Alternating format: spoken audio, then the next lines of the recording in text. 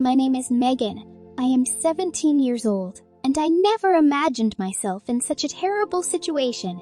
I got stranded on a deserted remote island with nothing but my willpower to stay alive.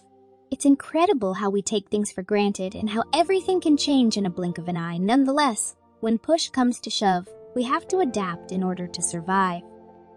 Before we continue, please consider subscribing to my channel. I was born as the only child in a prestige family. My father, a wealthy businessman, and my mother, a well-known fashion designer. For our summer vacations, we decided to take a cruise across Atlantic. On a beautiful sunny morning, I boarded the cruise ship along with my mother and father. I was oozing with excitement for the adventures that awaited us, but who would have imagined the day would take an unforeseen turn, which would change the course of my life forever. The first day on board was spectacular. I roamed around the ship, exploring it, talked to various people from all kinds of different paths of life. It felt like a floating paradise in sea. As the day went on, the weather drastically started changing. It became creepily cloudy and sea waves grew restless. The ship's crew advised us all to stay in our rooms as a precautionary measure. The ship, which was once floating calmly, now began to shake violently. I could hear the passengers worriedly crying and shouting across the hall and their rooms, but my mother assured me to stay calm. Once again, a large wave hit our ship with all its might, and now the alarm bells started ringing. Waves started crashing through our windows, flooding our room. My father told us all to evacuate immediately and run towards the deck to aboard the rescue boats. As we all were rushing through the lobby in the midst of chaos, I dropped my mother's hand and lost my parents in the crowd. But I kept moving forward as the hallway was getting flooded fast. One more giant wave struck the ship. Before I could gauge the impact, everything went underwater and darkness filled my eyes. As I opened my eyes again, the first thing I felt was the pain, strong, pinching ache all across my body. I looked around, the sun was up, and I was alive. My ship was nowhere to be seen or signs of any person around, and I happened to be here all by myself. On a deserted island, as if the waves carried me here afloat. But I asked myself, how would I get rescued from here?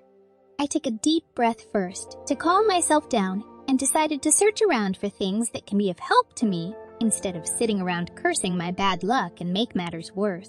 As I began exploring the island, I realized the beauty of this place was undeniable. I had never been to such a beautiful place before. It truly was a tropical paradise. The silky white powder sand was making my feet sink in it as I walked across the shoreline. I moved inland from the beach. The island was covered in lush, green, dense tropical forests, towering palm trees, vibrant green ferns, and exotic flowering plants created a verdant canopy overhead. The air was rich with the scent of blossoms, and the chirping of birds and insects provided a natural symphony. Suddenly, I had a realization I was starving, and that I needed to find something to eat. I had no experience of hunting or catching a fish, so I had to resort to eating something from the plants on this island. I gathered some rocks and started throwing them at a nearby coconut tree. It was a humbling experience. Took me a while to get 3 coconuts for myself. Then I broke a branch from banana tree, and that was my lunch for the day. After eating, I realized I had to build a shelter for myself if I had to survive to protect myself from sun and get a safe place to rest at night. I looked around for a spot away from high tide line to avoid strong winds or rain and potential danger of wildlife. So I went to an opening near a cliff, which looked like a cave, and began placing branches of palm trees inside, overlapping them with plant leaves to make it comfortable and warm inside.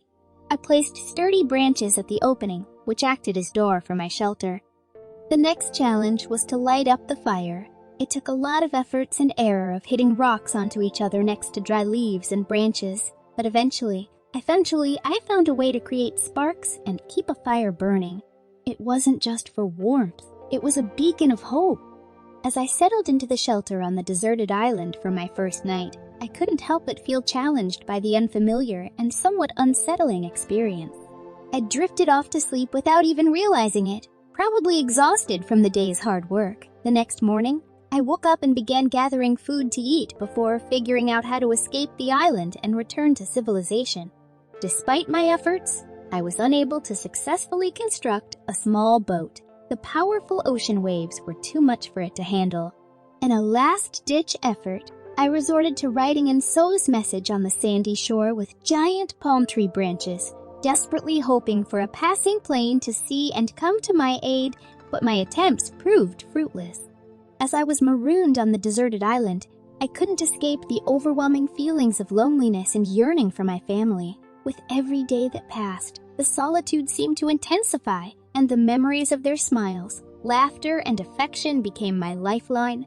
Survival is a delicate choreography with nature, and I was determined to find my place within it. Without modern comforts, I learned to sustain myself through the traditional practices.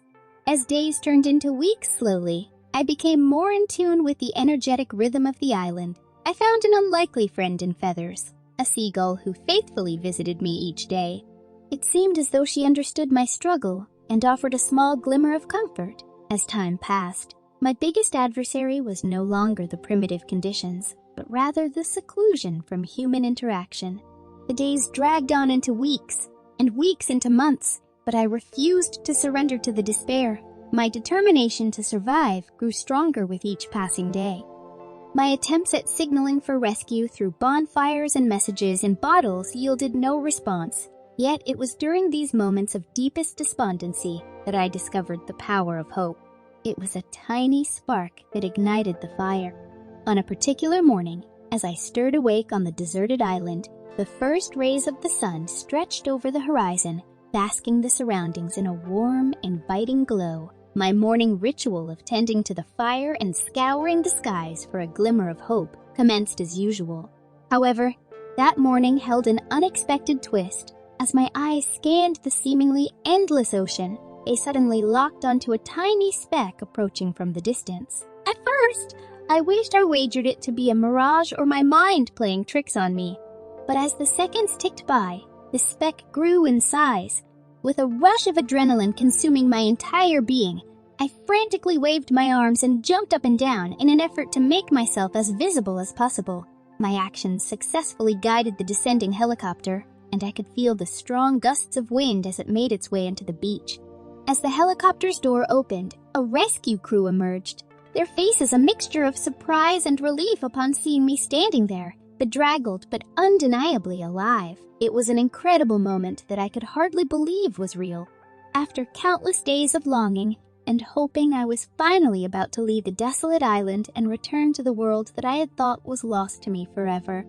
Overwhelmed with emotion, I hung on to their every word as they unveiled the astonishing truth.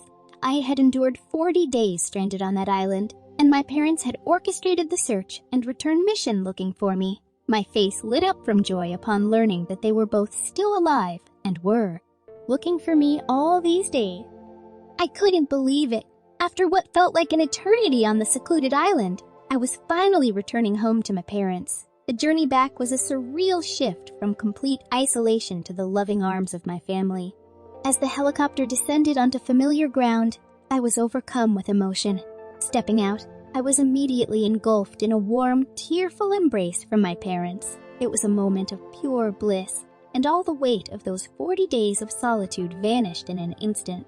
The fact that the island I was stranded on was thousands of miles away from civilization only added to the unbelievable nature of this experience. I could hardly believe it was real.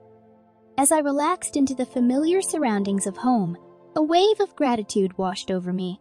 The once mundane comforts I never gave a second thought to, a cozy bed, a steaming meal, and the company of my family, now held a newfound importance. My time on the island had transformed me, and I couldn't help but savor the second chance at life, cherishing every precious moment with my loved ones. Thank you so much for watching. If you haven't watched my other videos, please click below to watch them. Bye.